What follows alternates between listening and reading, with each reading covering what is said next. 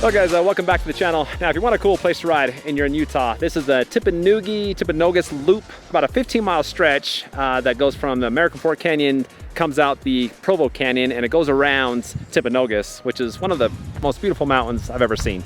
Anyway, I've got the SF20 from Vtuvia. This is a brightly colored foldable step-through bike for $1,379. That is one of the more affordable bikes in this price range of bikes that I've reviewed.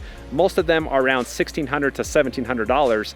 The nice thing about this is that it has the stats to compete with those higher priced bikes. So stick around, I'll get to it first with a speed test. The SF20 has a 750 watt motor in that rear wheel, and that's powered by a 48 volt, 13 amp hour lithium battery that can be removed. You do have to remove the saddle before you can take out the battery, but it does have an on-off switch, a dust cover for the charge port, a battery level readout. It takes 5 to 6 hours for a recharge with a 2.0 smart charger. So let me show you how fast this can go, starting with level 1.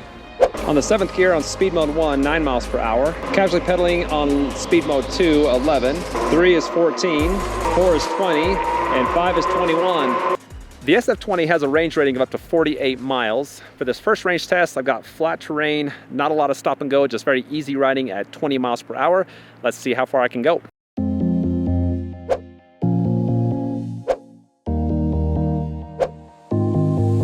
Like before, let me tell you a little bit about the bike as I'm on the range test. The SF20 comes in 4 colors. It comes with 2 fenders. Rear one is already pre-installed. I didn't install the front one, but you do have that option. Of course, this is a foldable bike. The handlebars fold down, the pedals fold up or down, and the frame folds in the middle. It does come with the rear rack. There's hookups for a front rack, and then you can also buy baskets for the front or rear, a mirror, a carrying bag, and a lock. As far as balance goes, I can take my hands off the handlebars fairly easy, actually. It's very well balanced. There's not a lot of weight in the front of these bikes, and so the steering is just very loose. So definitely not my favorite style of bike for handling, but for sightseeing and just taking it easy, these are my favorite bikes. Now the noise is pretty horrendous. One of the louder motors I've experienced. I like the way it feels and rides. The solidness of it makes it feel more expensive. I've lost my first battery bar and I've hit 9.07 miles. All right, halfway through the battery and I've hit 14.12 miles.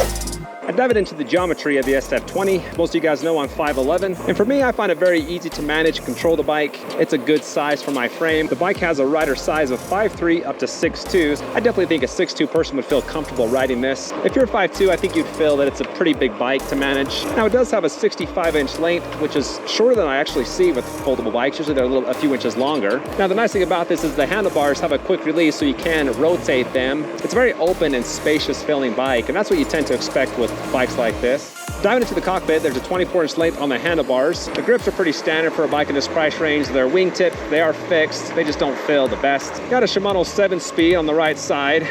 7 to 1, 1 push, coming back up, 1 at a time. Pretty basic standard shifter.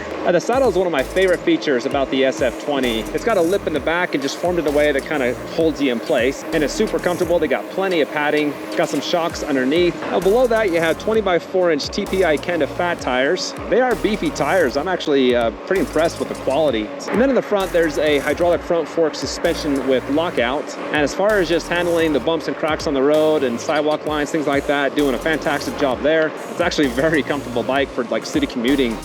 Well, I headed back too soon. I got 2 battery bars left. That second one is probably about 3/4 the way done. Anyway, my app recorded 21.16 miles with 790 feet elevation gain.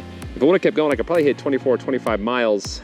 Bike still had plenty of power, so I'm gonna charge it back up, do another range test, this time with harder riding and a lot more stop and go.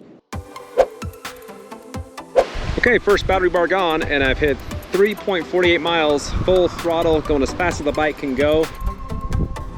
2 battery bars left, and I've gone 8.38 miles. Down to my last battery bar, and I've gone 13.72 miles. Okay guys, second range test is done. I got 23.73 miles, but here's the kicker, 4,275 feet of elevation gain. That's incredible for a $1,300 bike. There's no hill rating for the SF20, but the motor produces 80 Newton meters of torque, so we should have plenty of climbing power. Okay, as soon as I turn around, I'm gonna start climbing. This is a 14% grade hill. I've got 1 battery bar missing, and I am doing full throttle. I'm pedaling a little bit too, but the bike's doing all the work. I'm I'm gonna see if I can help it out a little bit. There, now I'm on the 7th gear. I can feel some resistance in the pedals, but I'm really letting the bike do all the work. Holding at 9, haven't dropped below 9, which is pretty awesome. 40% grade for a $1,400 bike. That's awesome. Did down for 8 for a second. And when you do climb, the battery readout does drop significantly, like 3 bars down from when I first started. But over the top, and there you go. Wow, I'm actually really impressed with how well that did. That was over 2 block long stretch. Only got down to 8 miles an hour. You got hills in your area, don't want to break the bank on some super spendy model, this is a good option. And now coming down the same hill, we got dual disc brakes. Gonna show you how well those work. Okay, headed down, 40% grade hill, lightly braking. That's pretty good brakes. You got to put a lot of pressure in the levers for hard braking. Here's hard brake.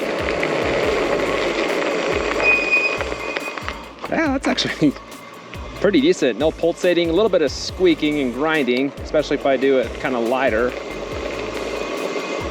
Really good brakes for, bike in this price range. Another hard brake here. And yeah, the tires never skid, but probably came to a stop in 30-35 feet, so not bad braking. Let me walk you through the LCD screen and control pad. Everything's on the left side.